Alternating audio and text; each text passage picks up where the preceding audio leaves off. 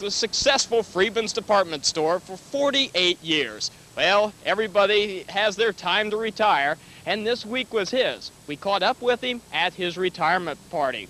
Now, some people that aren't from this area might not remember what this store was like. Could you give me a little bit of background of the store and how you first got into business? I bought the smaller store on the south side from Mr. and Mrs. Fry in 1945.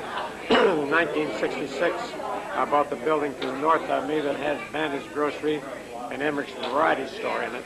In 1970, I opened them up and made one big store out of it. Now, indeed, it was a department store, and one of your big specialties, I remember, was shoes.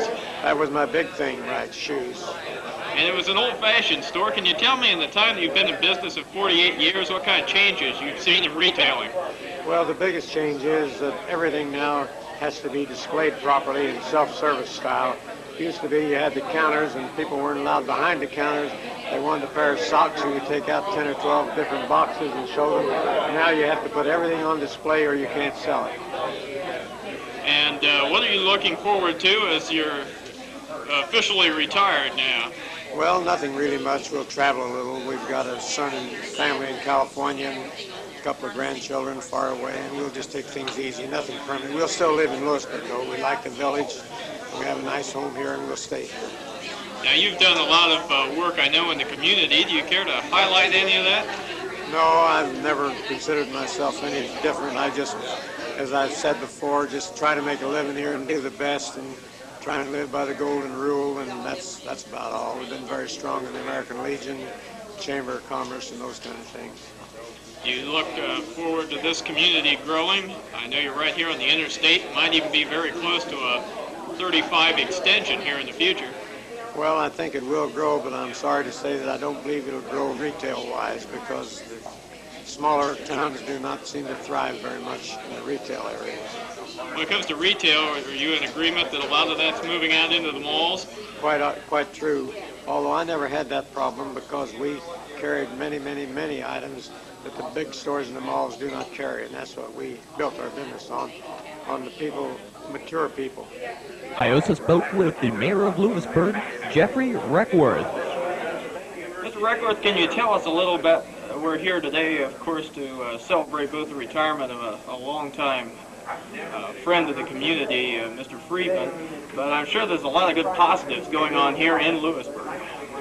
All right, we enjoy quite a diverse community as far as the industrial base that we enjoy with the Imes Company, Lewisburg Container, Carl S. Ake Incorporated, U.S. Precision Glass, Parker Hampton, and also the fine school system which we've created for ourselves through the efforts of the citizens. I guess it's sad to note that we have lost a long-time, I would say, giant in the retail community in Preble County. He served quite a few citizens of Preble County. People would come far and wide, and I hope that him and his wife enjoy his retirement. I think it's long overdue, and hopefully somebody will come in and put some type of hardware store, variety store in for us. But the community has a lot of positive things, and the people are the most important part of the community, and I'm sure that we'll get past this and go on. Well, and as we were talking a little before we started the interview off camera, you are one of the few communities in the county that sits right on the interstate. This has to be an advantage to you. Oh, definitely it's an advantage to us as far as people who would like to locate in a close proximity where they can just hop on the interstate and go to Dayton or Richmond. That works to our advantage, and it also works to our disadvantage as far as stores being able to survive in a small community in Lewisburg and in many other towns in Preble County. Now, you were also talking about the city is growing in itself, with even the new housing project right on the outskirts of town. Right. It's actually in town. Brazil Construction in the Apple Valley Estates. In the last, I guess since 1989, there's been about 70 homes built down there and have been occupied. And what has really kind of happened is some of the older people in town have bought houses down there to get away from upkeep of some of the older houses. And some younger people from different parts of the country have moved in. We've enjoyed quite a growth due to this. and we've got quite a few nice new systems in town.